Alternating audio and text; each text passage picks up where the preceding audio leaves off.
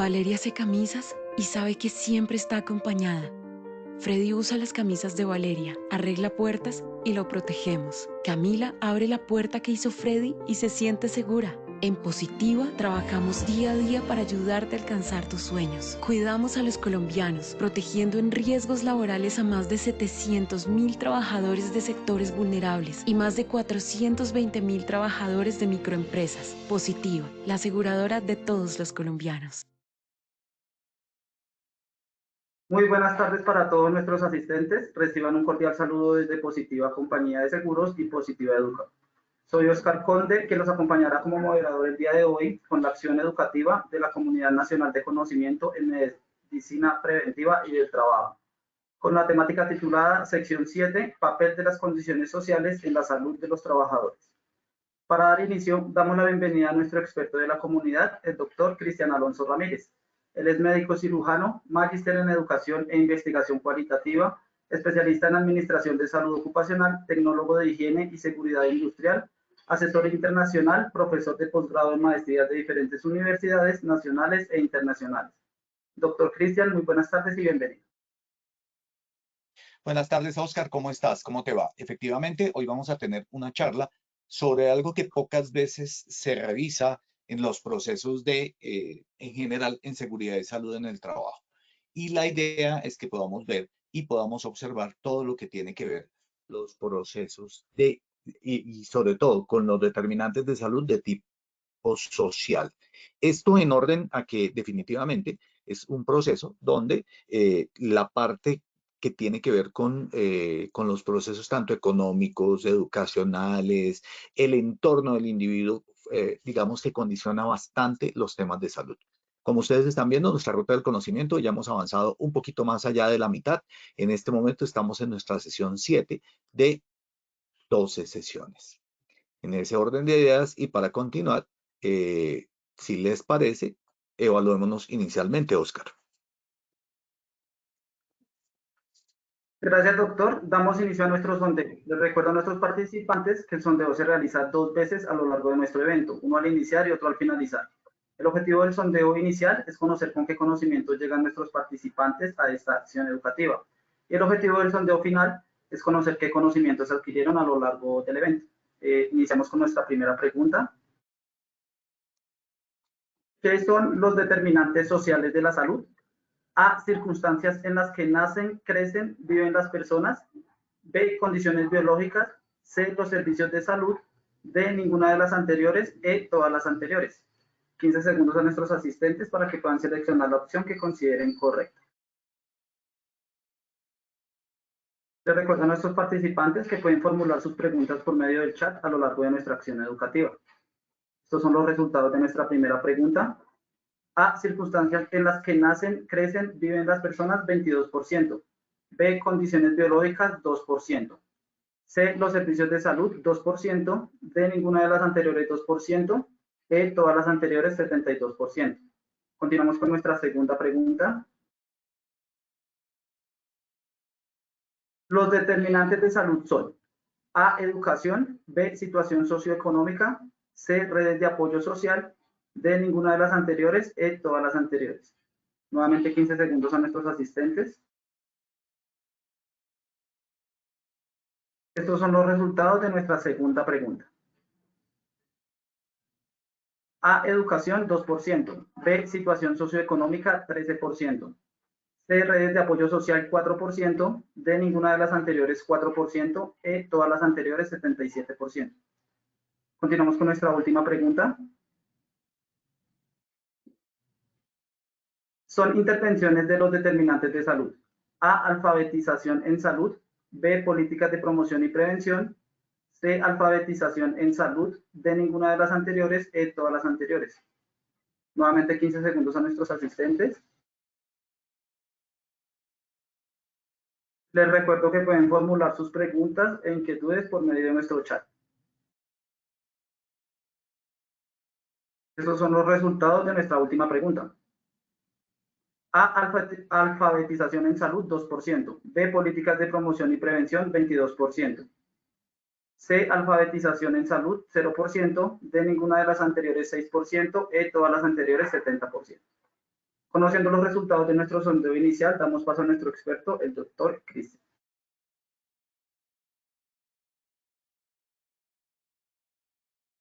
Y Oscar, ¿cómo vas? Muy bien. Entonces vamos a continuar con todos ustedes en este proceso de revisar cuáles son los determinantes de salud y por qué ellos influyen en la salud. Y tal vez esta frase de Robert Kiyosaki, japonés, y que tenía que ver con los procesos de salud de la población en Japón, dice lo siguiente: la mayoría de las vidas de las personas están determinadas por sus opiniones en vez de por los hechos. Para que la vida de una persona cambie, primero necesita cambiar sus opiniones y luego considerar los hechos.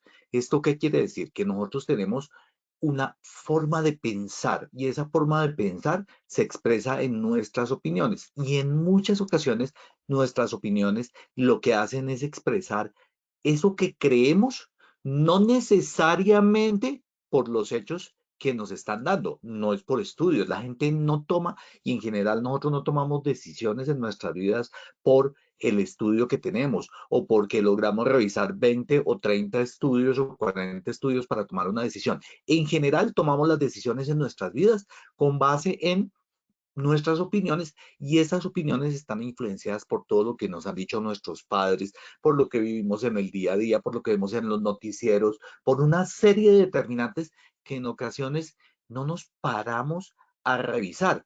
Entonces recuerden que primero, y esto es en general para la salud, para poder mejorar lo que somos, para poder cambiar lo que somos, necesitamos cambiar primero nuestras opiniones. Y recuerden esto otro: la salud depende de lo que opinamos sobre lo que estamos viviendo. Cuando nosotros sentimos que estamos tristes, vemos todo oscuro. Luego, si opinamos que tenemos una mala salud, de hecho vamos a tenerla. No importa que sea o no sea cierto. Luego, lo primero que tenemos que cambiar es nuestra opinión en general sobre las cosas. ¿Qué vamos a hacer en esta sesión? Vamos a revisar el papel que tienen las condiciones sociales. Obviamente, primero vamos a ver qué son las condiciones sociales en salud sobre los trabajadores, sobre la salud de los trabajadores. ¿Qué significará eso?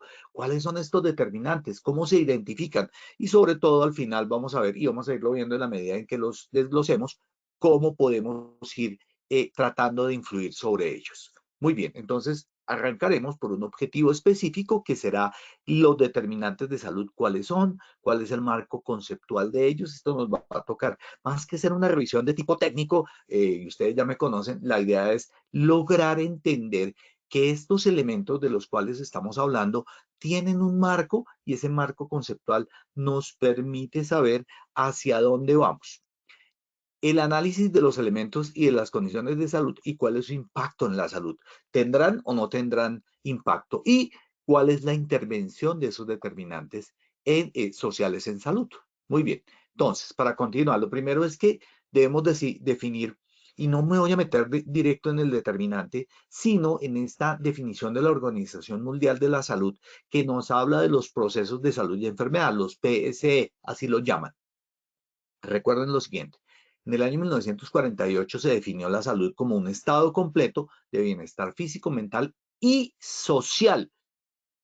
Recuerden que lo hemos visto en otras definiciones, pero aquí arrancamos por definir que la salud es también el bienestar social, no solamente el físico y el mental, que creo que eso es evidente para cada uno de nosotros, pero lo social también tiene que ver con el tema, no solamente la ausencia y enfermedad de las dolencias, pero ya desde este momento estamos diciendo que hay una categoría dentro de la salud que tiene que ver con lo social. Segundo, el proceso de salud y enfermedad permite comprender las actitudes individuales, colectivas y sociales. Entonces, el proceso de salud y enfermedad tiene que partir ¿de qué? De comprender cómo nosotros como individuo nos comportamos frente a la salud, pero no solamente como individuos, sino como colectivos y como sociales. Observen que en Estados Unidos, ahorita en la final que tuvimos y que presenciamos todos, yo la presencié por televisión, a Dios gracias, después de ver los desmanes y todo lo que pasó allí, vimos cómo los individuos tenían comportamientos, pero influenciaban el comportamiento de las otras personas y en grupo todos se comportaron de esa manera. Y miren cómo cuando uno va a los Estados Unidos y a Europa, yo por lo menos lo hago así y lo veo de muchas personas cuando están allí. Por ejemplo, cuando uno está haciendo la cola para pedir la entrada en el aeropuerto, usualmente todos nos comportamos muy conspicuos, muy tranquilos, seguimos la fila. Allá, porque acá saltamos la fila, le caen encima. Yo estudié en la Universidad Nacional Medicina y me tocó algo que se llamaban las avalanchas. Las avalanchas era que hacíamos cola para acceder a nuestro almuerzo. Y cuando salían los de ingeniería, pasaban por encima de todos. Me imagino que había otras facultades, pero eso era lo que nosotros veíamos en esa época, que fue hace un tiempo. Pasaban por encima y todos se comportaban igual, porque la turba, ¿sí? El grupo, el colectivo, actúa de esa manera. Y socialmente también se da lo mismo. ¿Pero eso es aplicable a salud? Claro, claro, y es tan aplicable a la salud que yo debo comprender primero la actitud individual, luego la actitud colectiva y luego la actitud social frente a cualquier fenómeno, en este caso a la salud. El individuo se comporta como un ente social, o sea, él está dentro de la sociedad, es parte de esa sociedad, es miembro activo de la sociedad, está imbuido dentro de la sociedad, está inmerso en esa estructura social y cultural. Esa estructura social y cultural nos lleva a comportarnos de una manera o de otra. Entonces, por ejemplo, ustedes ven que ya son muy rectos. Estoy hablando en Estados Unidos y le colocan a usted la talanquera, no porque la talanquera sea débil, usted no la puede saltar. Usted la respeta porque está allí. Y de hecho, por ejemplo, en ese tipo de espectáculos utilizan personas de edad, las personas que tienen muchos años están allí y hacen parte de su trabajo. No necesitan poner policías, caballos para que la gente cumpla. La gente cumple.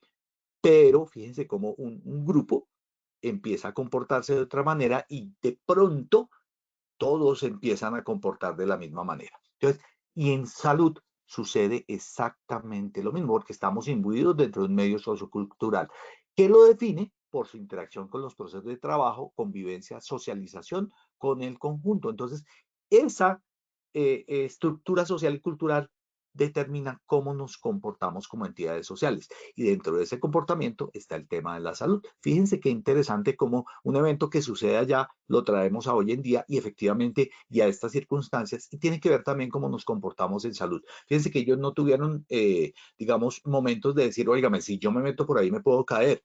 No estaba cuidándose frente al accidente de trabajo. Lo que importaba era entrar. El cómo no era en ese momento relevante. Es el resultado de una suma de condiciones personales. Claro, también tiene que ver con mis hábitos alimenticios, con la actividad y con el descanso. Sin embargo, yo les pregunto a ustedes, ¿por qué creen que, por ejemplo, si el hijo es obeso, pues porque los padres también son obesos? Y eso tiene que ver no con que tenga un problema en cuanto a cómo asimile el alimento, sino porque come igual que los papás. Entonces, si los papás comen alimentos que son altamente glucémicos, es decir, que tienen una gran cantidad de azúcares, de harinas, de grasas, pues el hijo va a comerlos exactamente igual, no va a hacer elecciones saludables. ¿Se acuerdan que ya habíamos hablado del tema de alimentos? Pero eso está influenciado por la forma en que comen sus padres, en la forma en que come la sociedad. Por eso es que elementos, por ejemplo, como el proceso de cómo aprendemos a comer, tiene que ver con el cómo nos comportamos dentro de la sociedad. Entonces, por ejemplo, ustedes ven una sociedad como la mexicana, donde hay gran cantidad de tortillas y bebidas gaseosas, hace que ellos se comportan, inclusive en este momento, por encima de Estados Unidos, como una sociedad obesa y teniendo la obesidad. No significa que nosotros no lo tengamos, también tenemos, pero no en esa cantidad y no lo consumimos de esa manera. Y es por eso que dependiendo del contexto geográfico, pues comemos yuca, papa o el cocido boyacense o un champús vallecaucano o unas ricas barranitas vallecaucanas o nos vamos a comer en la costa unas buenas frituras con un jugo de níspero de zapote bien sabroso. Eso es por nuestro contexto geográfico, pero también sociocultural e inclusive político y económico. Entonces uno podría decir, bueno, ¿cómo están comiendo acá? Pues depende de los ingresos también. Y eso tiene que ver con la salud y la enfermedad, porque esto va a determinar la salud. Pero ¿qué es un determinante social de salud? Entonces, cuando miramos los determinantes sociales de salud y miramos, obviamente, nuestro referente para todos estos temas es la Organización Mundial de la Salud, nos dice que los determinantes de salud son las circunstancias en las cuales las personas nacen, crecen, trabajan y viven, envejecen e inclusive mueren.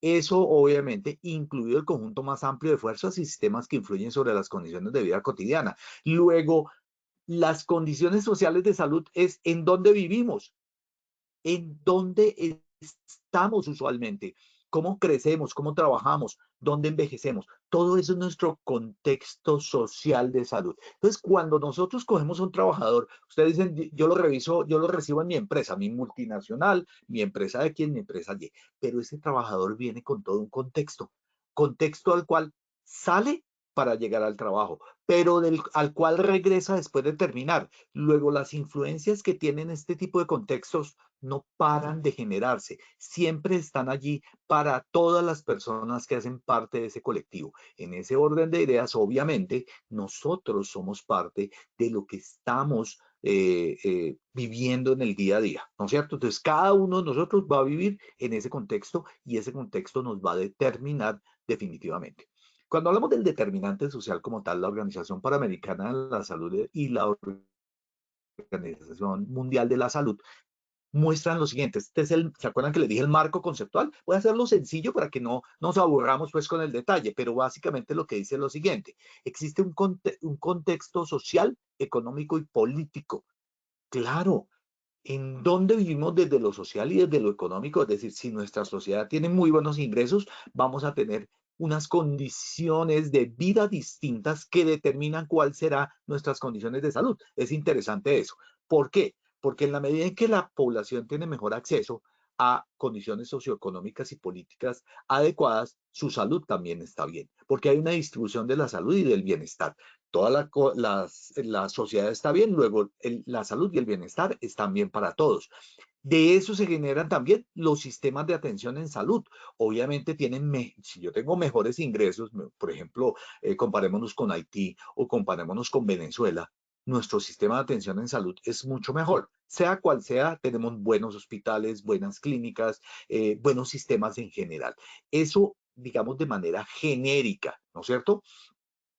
Hay unas circunstancias materiales, que es donde vivimos, cómo vivimos, el lugar donde vivimos, cómo es nuestra cohesión social, cómo nos ayudamos entre los grupos sociales, inclusive en temas de salud, los factores de tipo psicosocial. Obviamente que si tengo una sociedad enferma que tiene grandes problemas psicosociales, y no me refiero a los índices de felicidad, sino por ejemplo a los índices de estrés, muy seguramente hoy en día en el Valle, allá debe haber unas condiciones complicadas de vida, ¿no? Debe ser muy complejo pensar uno que puede pasar algo horrible o complicado cuando salga a la calle, que puede pasar cualquier evento o explosión, como cuando en los años 80 y 70 tuvimos grandes problemas aquí de violencia. Muy bien, los factores conductuales, cómo nos estamos, digamos, plantando frente a las situaciones de salud.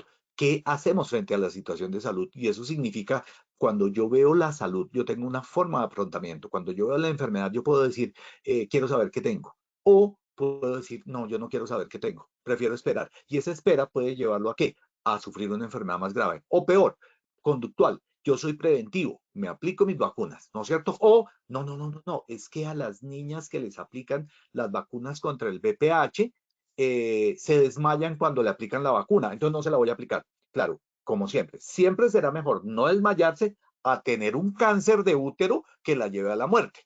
Obviamente no, pero es su conducta. Y eso tenemos que entender desde dónde lo estoy planteando. Los factores biológicos, pues que ya los habíamos visto, pero los sociales, y mírenlo cómo está allí, la posición dentro de la sociedad es clave para el tema.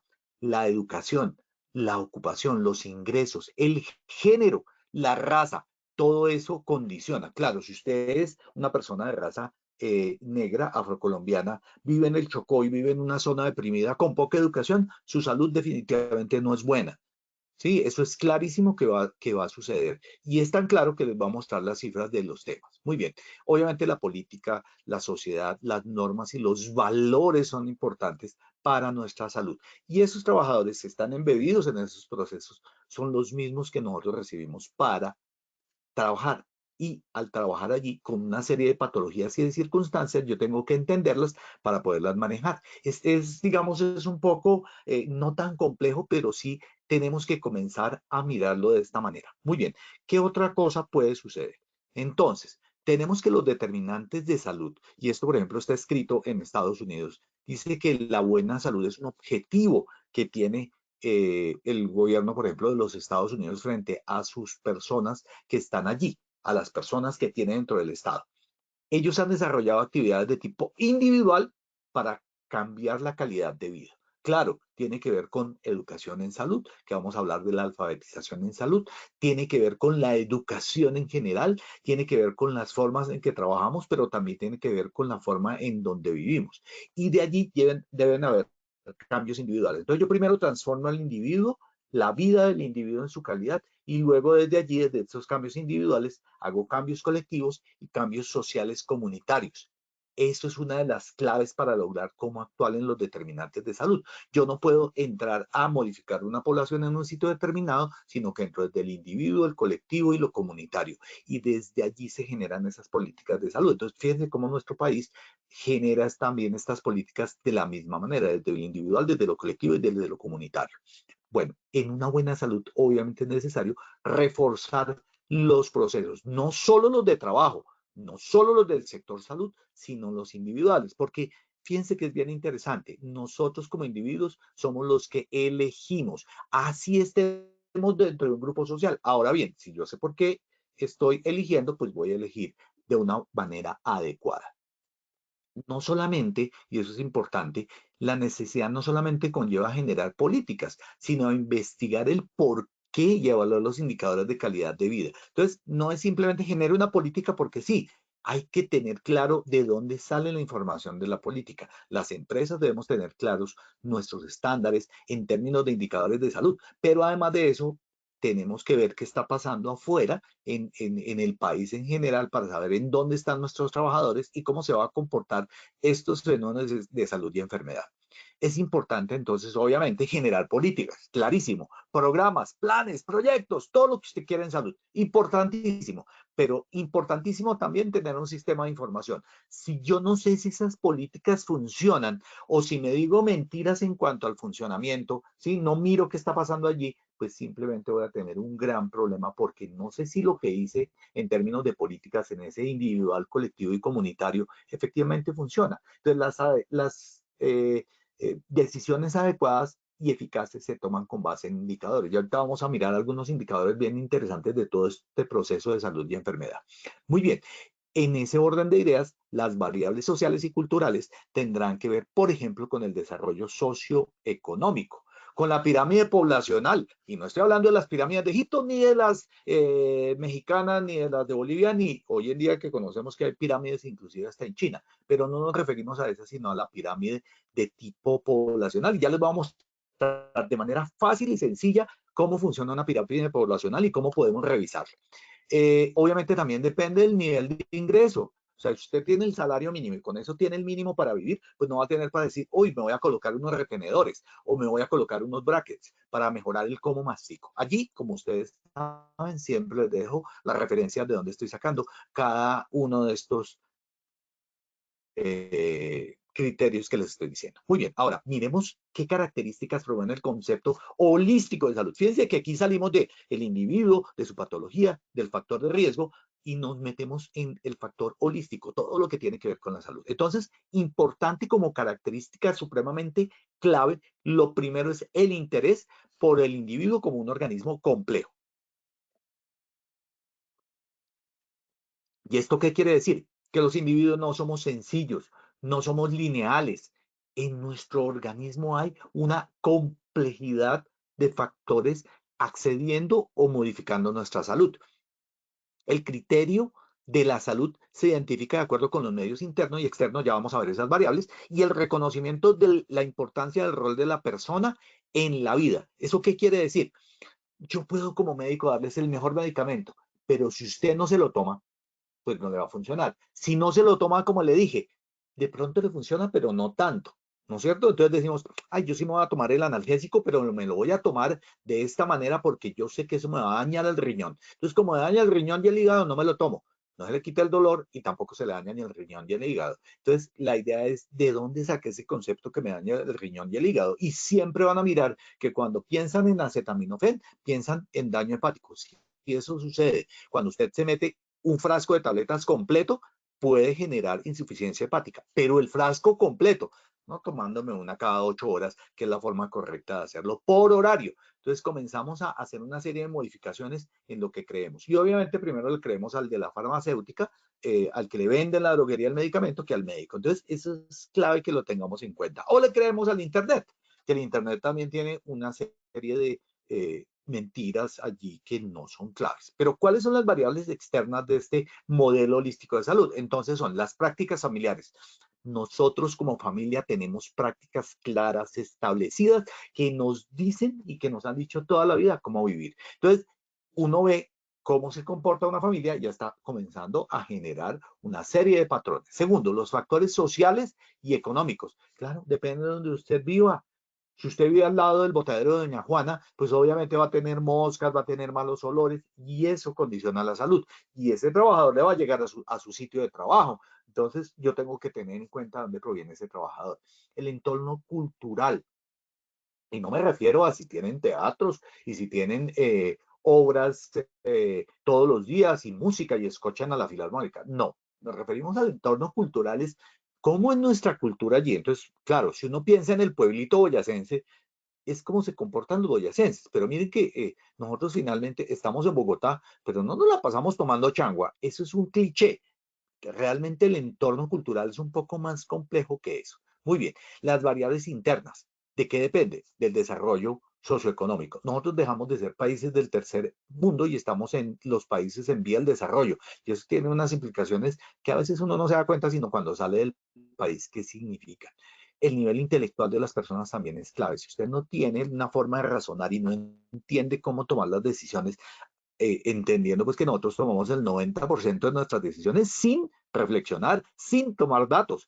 Sí, yo tampoco para todo saco primero un estudio. No, eso no es cierto. Uno tiene que tener algunas cosas automáticas. Sin embargo, piensen de dónde sacamos lo automático. Lo automático es lo que piensan nuestros abuelos, nuestros tíos, nuestro padre, nuestra madre, nuestro entorno. De ahí sacamos lo automático. Ojo, por ende, no necesariamente es lo más coherente, es lo más lógico para nosotros. Muy bien, los factores emocionales y los factores espirituales. Miren cómo temas en salud en la parte espiritual son clave, en la parte religiosa.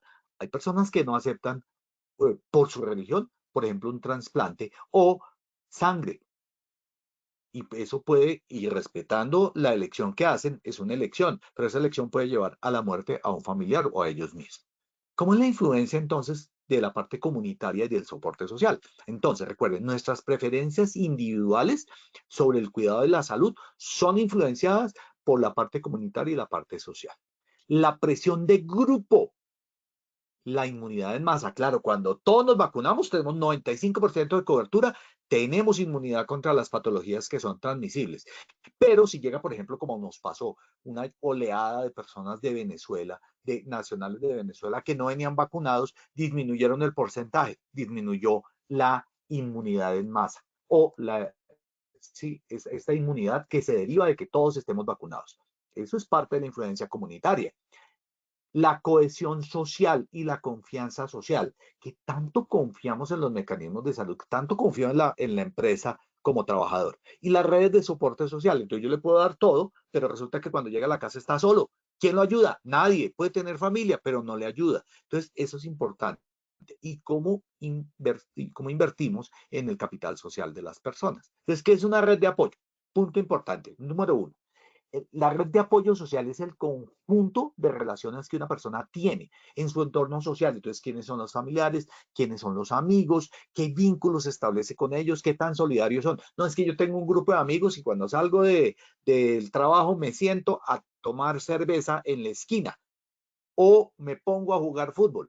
Ambos hábitos peligrosísimos, pero bueno, ese es otro cuento y tiene que ver precisamente con esas relaciones y esos vínculos solidarios y de comunicación. Tiene la persona con la cual irse a tomar una cerveza, pero si necesita quien lo lleve a la consulta o a la terapia física, puede hacerlo y el hecho de no tener quien le ayude va a influenciar en el resultado en salud. Entonces nosotros tenemos que tener claro nuestros trabajadores qué redes tienen. ¿Son personas solitarias? ¿La familia lo ayuda o no lo ayuda? Eso es importantísimo tenerlo en cuenta. Las redes pueden reducirse o extenderse proporcionalmente de acuerdo con el bienestar material, físico y emocional de sus integrantes. Entonces, todos ellos forman una red de ayuda o de no ayuda. Depende además de eso qué tanto se involucran. Obviamente hay áreas del país donde la gente se involucra mucho más y participa. Si ustedes me preguntan en Bogotá, nosotros tenemos unas redes sociales donde somos desconfiados, entonces nuestra red social no es tan amplia. Pero usted va, por ejemplo, a la costa y allí se conoce el primo, el tío, los amigos, bueno, todos salen y van a rumbear, pero también se ayuda. Y eso es importante también tenerlo en cuenta. Estas redes son y están en constante movimiento. Las integran las personas. Si ya son más de dos, ya hay una red. Y comparten intereses y principios ciudadanos y asumen principios de reciprocidad, ¿no es cierto? Entonces yo te voy a ayudar porque tú eres mi hermano, porque tú eres mi amigo, porque tú haces parte de ese colectivo en el cual yo estoy. Muy bien. Entonces, hay apoyos de tipo formal y hay apoyos de tipo informal. Entonces, los apoyos de tipo formal tienen que ver con esa atención primaria, secundaria, atención institucional, hospitales, clínicas y dónde pueden llegar. Pero también está el apoyo informal. ¿El apoyo informal cuál es? ¿Cómo te atiende tu familia? ¿Cómo te ayuda tu familia? Decir, no, no, es que yo no tengo que ver con mi familia, de pronto no es algo tan adecuado. Puede ser bien complejo si usted no tiene quien lo ayude. Las amistades, ¿tiene amigos que lo ayuden?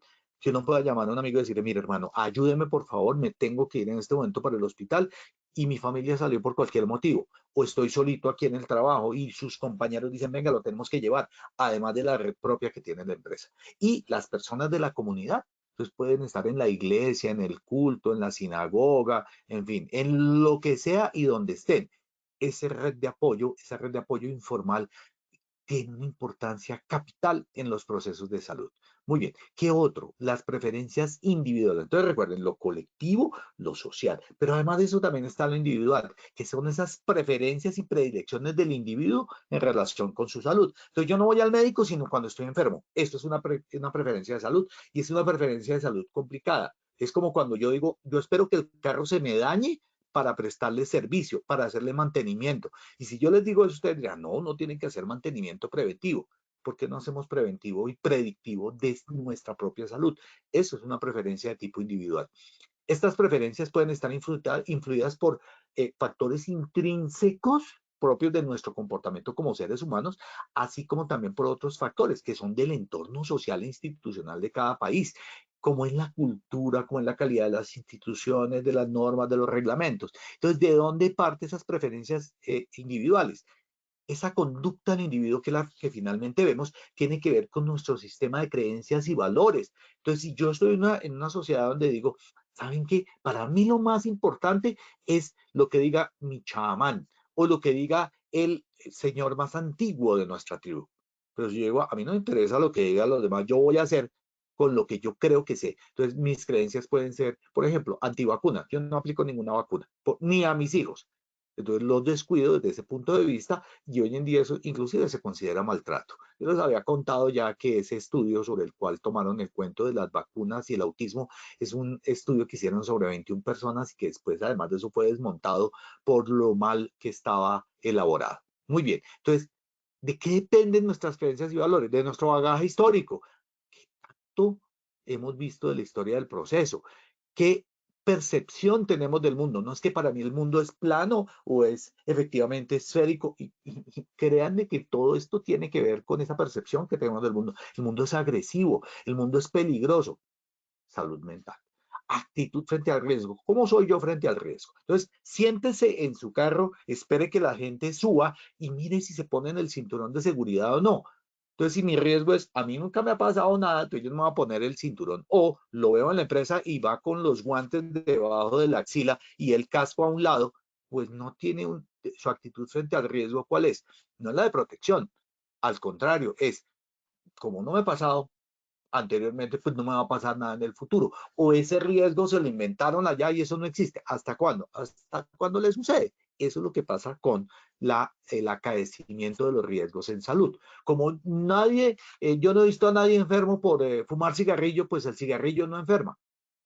¿Ven? Entonces, de eso depende cómo son nuestras historias, nuestro bagaje histórico, cómo es la visión de la salud futura, cómo me veo yo a los 60, a los 70, a los 80 años viviendo, con un bastón, con un caminador, y cómo yo voy haciendo de una vez elecciones como voy a hacer ejercicio, voy a comer bien para poder tener una mejor salud al terminar mi vida. Cómo me adapto frente a las circunstancias de la vida. Recuerden que estos temas también tienen que ver con el proceso de las circunstancias en las que estoy viviendo. ¿Qué tal me adapto? Ah, es que el sistema me cambió y yo ya no puedo hacer nada porque es que esto es terrible para mí. Muy bien. La educación es un determinante de salud importantísimo porque nosotros desarrollamos competencias con la educación, valores y actitudes. Claro, yo tengo la competencia que es que el conocimiento, con base en eso construyo mi escala de valor y con base en la escala de valor actúo. Entonces, claro, yo digo, listo, conozco que si me llego a estrellar en mi vehículo y no tengo puesto el cinturón de seguridad, voy a salir por la ventana y voy a sufrir un trauma craneoencefálico. Entonces, ¿qué debo hacer? Ponerme el cinturón. ¿Cuál es mi valor? No me interesa si está el policía o no. Yo no me pongo el cinturón de seguridad por el policía, yo me lo pongo porque me protege. Fíjense cómo construye un sistema de valores y cuál es mi actitud. Me pongo el cinturón de seguridad en donde vaya y de una vez lo reclamo. Yo cuando me monto en un taxi, lo primero que hago es, mire, no me está funcionando el cinturón de seguridad. Y si no voy de afán, me bajo. ¿Por qué? Porque si pasa un accidente, ¿qué va a suceder con mi vida? Y yo soy preventivo en ese tema. ¿De acuerdo? Entonces, ¿cómo es tu actitud frente al tema? Y cómo tomo decisiones bien fundamentadas. Entonces, ¿por qué no me voy a tomar el medicamento? ¿O por qué no voy a alimentarme de esta manera? ¿O por qué voy a tomar estas decisiones en salud? No voy a consulta sino hasta que esté enfermo. No me hago chequeos.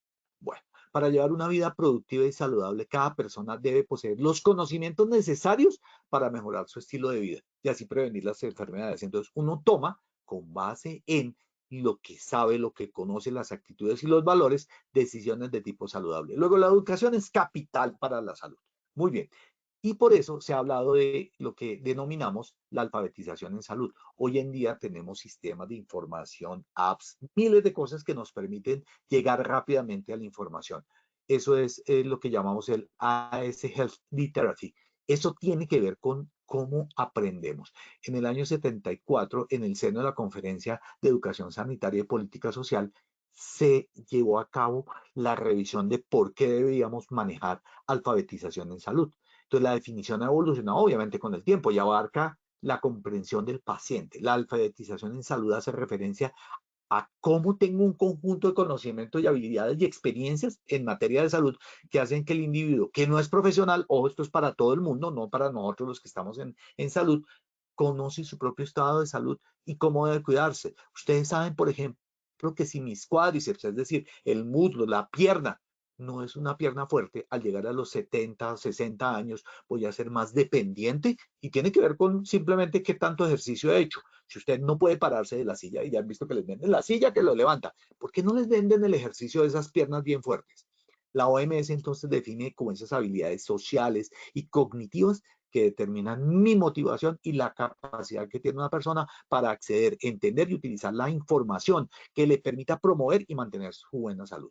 Entonces, esto se vuelve súper importante. ¿Cómo empoderamos a las personas en nuestros trabajos para que lo puedan hacer?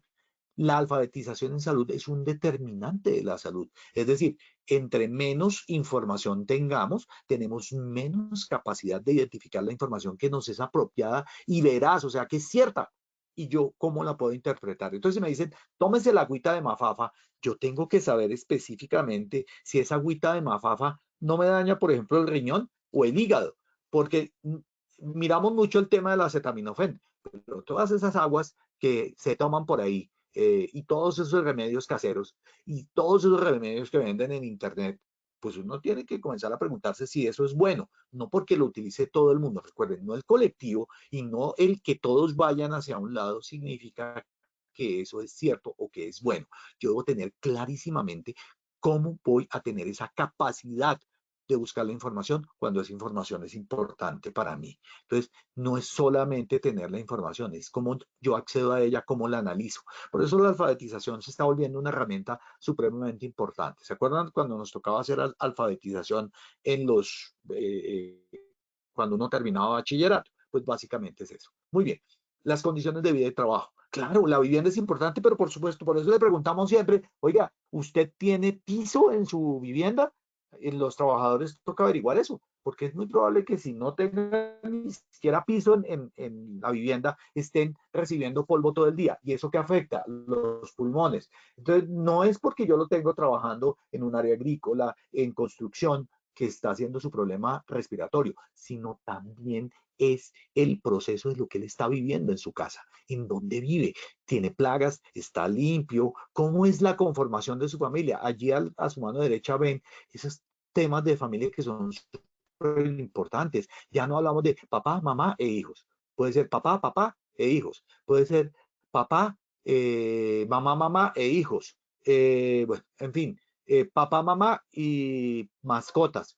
La dinámica familiar ha cambiado, la dinámica vecinal ha cambiado, los patrones de segregación social son aquí también muy importantes y obviamente la calidad del empleo también se vuelve muy importante en este proceso. Entonces tenemos que tener en cuenta, y no me voy a referir a las condiciones de trabajo porque ustedes lo saben también como yo, pero sí es muy importante las condiciones de vivienda. No es por solamente ver en dónde está viviendo, no es el estrato socioeconómico solamente, es cuáles son esas condiciones adecuadas en las cuales vive.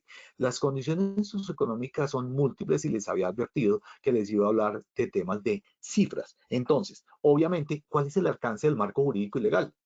¿Cómo está el tema? Claro, la lucha contra la pobreza, el crecimiento económico, las transacciones selectivas de equidad y eficiencia, en fin, cómo se comporta esa construcción de la ciudadanía frente a lo social. Y claro, uno dice, bueno, lo social, ¿de dónde va? Entonces miren que hay unos indicadores, les dejo estos indicadores que son los indicadores básicos últimos que salieron, que son del 2003 y que, fíjense cómo lo llama, indicadores socioeconómicos como determinantes sociales de salud. Esa es la tabla 7 del informe en Colombia. ¿Y en qué se habla de ella?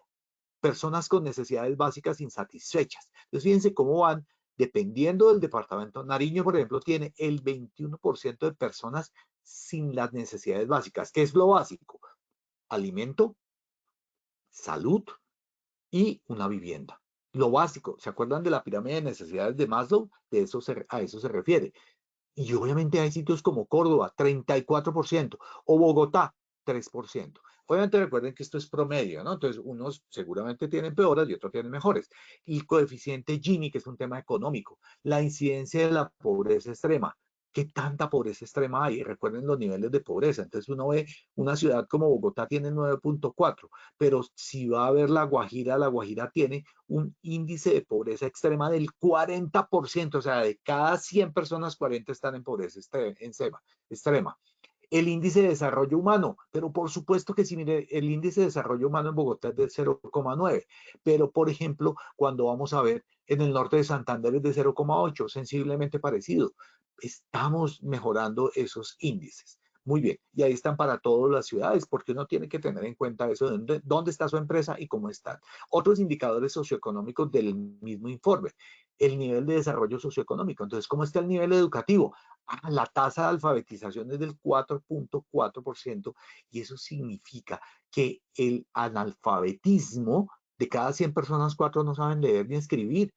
Y eso es supremamente complejo en temas de salud. La cobertura, bueno, allí vamos a mirar otros. El promedio de educación en la población para 15 años y más es del 9.3%. Muy complicado. El Producto Interno Bruto es 1.117.225 per cápita en el tema de millones. Bueno, no se ve mal. La pobreza multidimensional es del 16%. Recuerden que aquí nosotros tenemos que entrar a analizar estas cifras, pero voy a hablarles de esto que se llama la pirámide poblacional.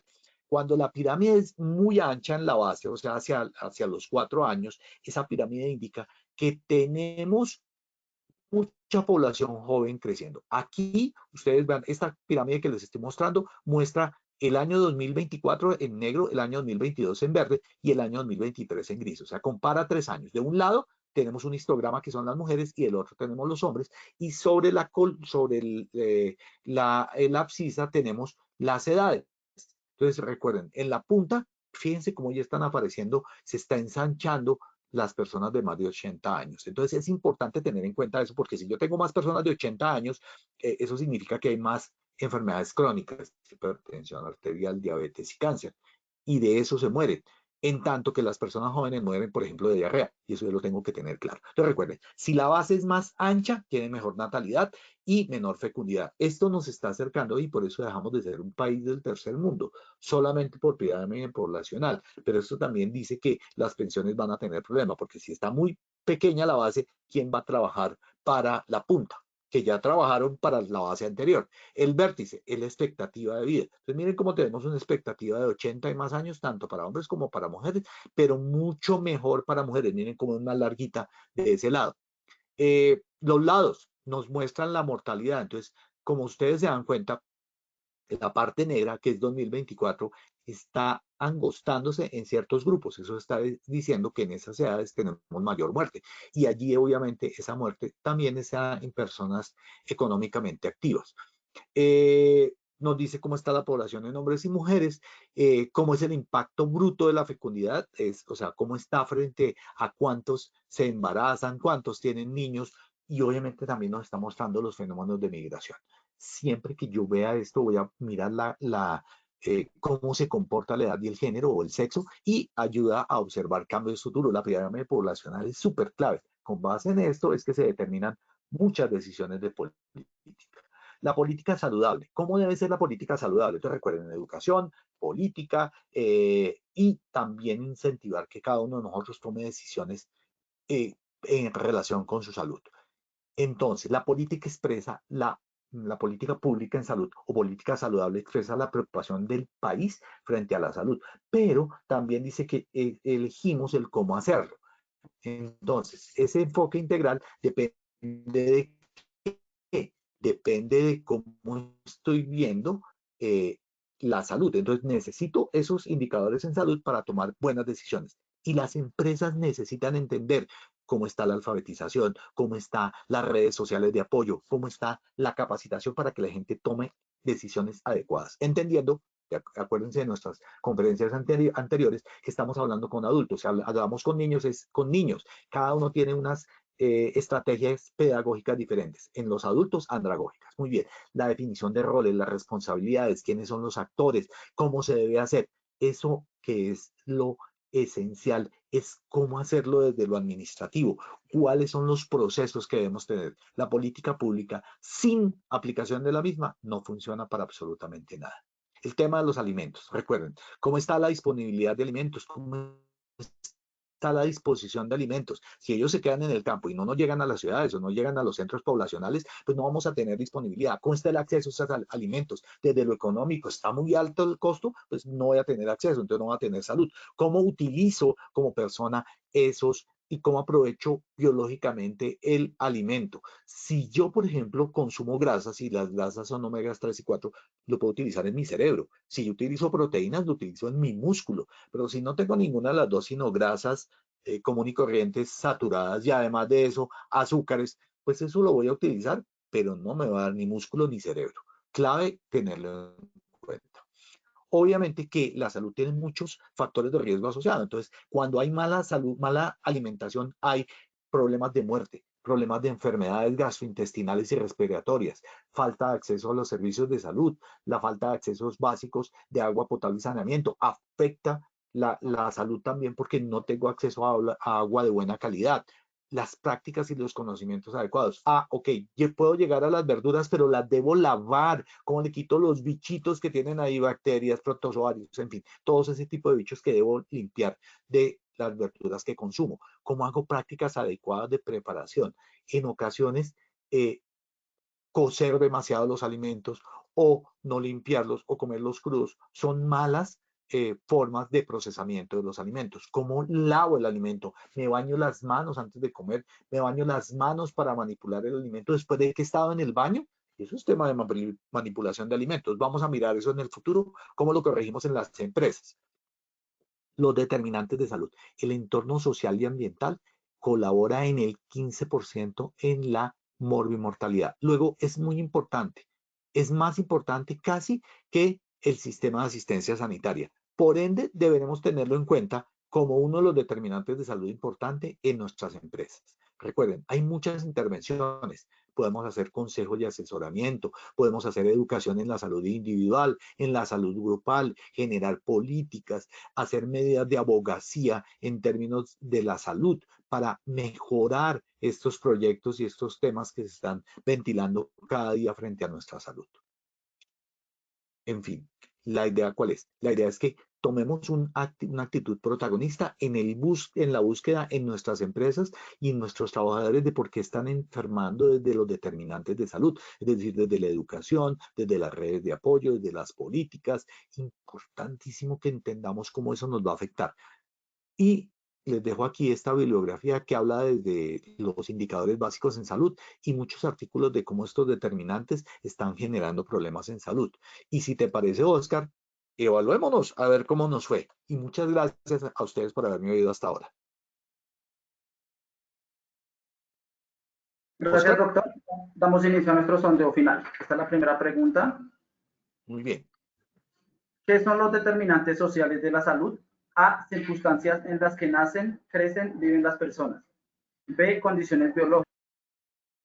C. Los servicios de salud de ninguna de las anteriores. E. Todas las anteriores.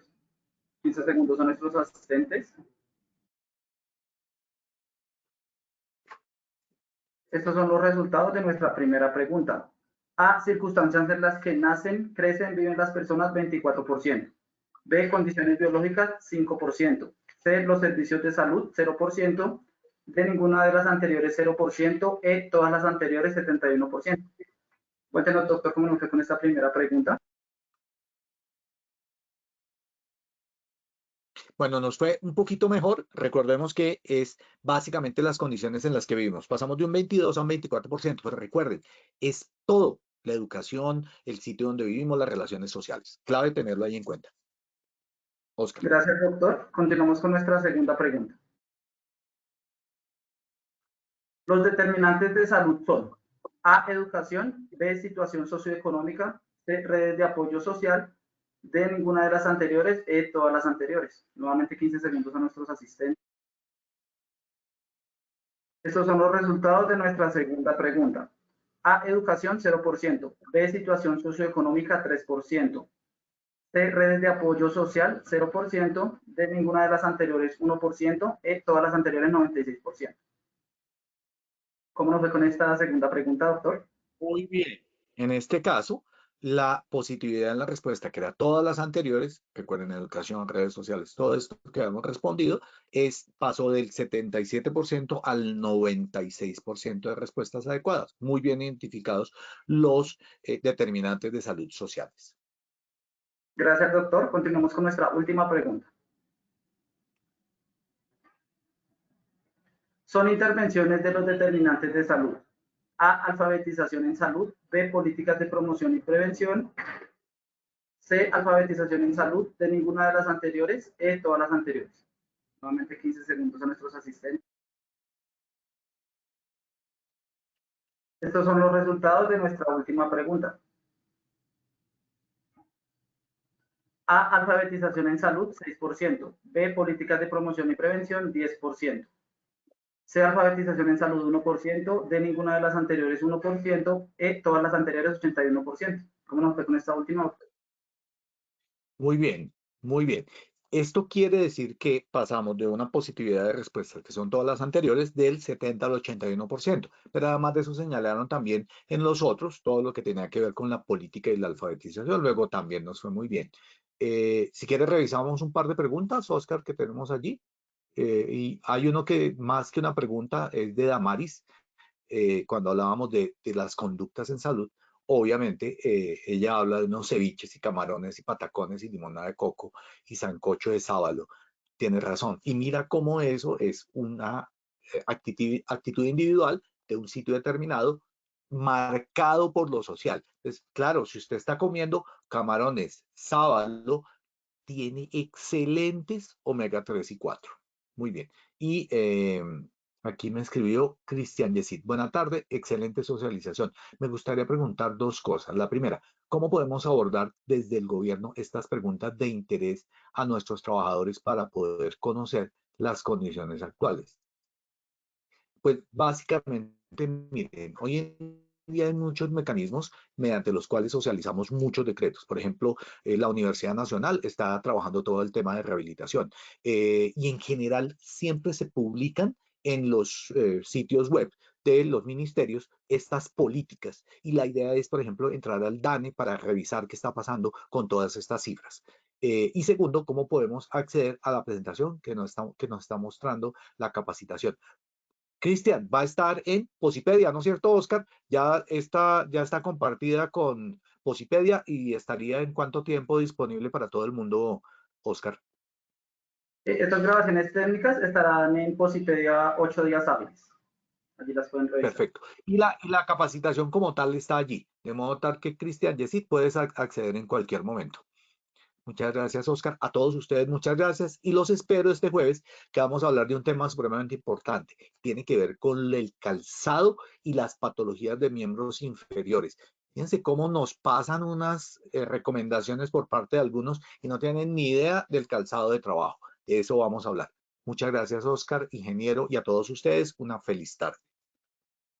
Doctor Cristian, muchas gracias por tu intervención y por compartir con nosotros esta información tan valiosa de tu comunidad. Nos veremos en la próxima sesión.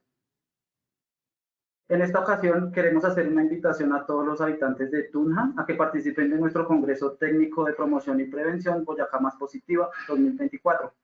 Se desarrollará en la ciudad de Tunja el 18 de julio. Para inscribirse pueden escanear el código QR que aparece en pantalla o copiar el enlace que habilitamos en el chat. Tendremos para este día expertos técnicos, simuladores de realidad virtual y artistas de prevención en conciertos. También muchas sorpresas para todos nuestros asistentes. De igual forma, agradecemos a todos. Sí, señor, claro que sí, doctor. De igual forma, agradecemos a todos nuestros asistentes por su conectividad y participación. Los invitamos a conocer nuestro Centro Virtual de Enseñanza y Aprendizaje Posipedia en www.posipedia.com.co.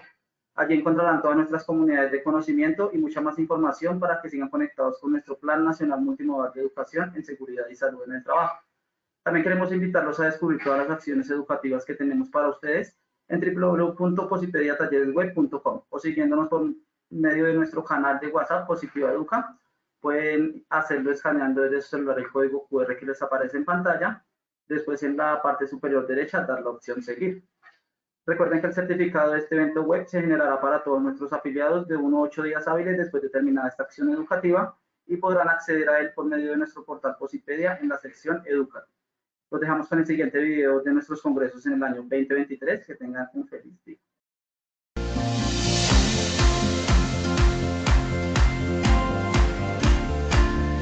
Para Positiva es un gusto y para mí un honor darles a ustedes la bienvenida, generar este espacio en el que vamos a celebrar el segundo Congreso Tolima Más Positiva 2023. Tuvimos unos excelentes expositores, tuvimos una inmersión en educación de seguridad y salud en el trabajo.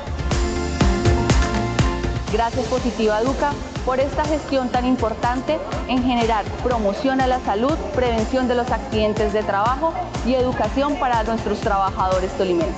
¿Cómo estamos dejando a Tolima? Muy contento de haber participado y de tener un conocimiento más claro sobre lo que le podemos brindar a los trabajadores en todos los puntos que nos encontramos de trabajo. El evento estuvo a otro nivel, donde nos salimos de lo técnico, de lo normal, de lo que siempre recibes en una capacitación y donde se enfocaron más en el ser. Hoy aprendimos todo lo que tenía la plataforma de Posipedia, toda la inteligencia artificial y también las herramientas que podemos utilizar a partir de toda la plataforma de Positiva.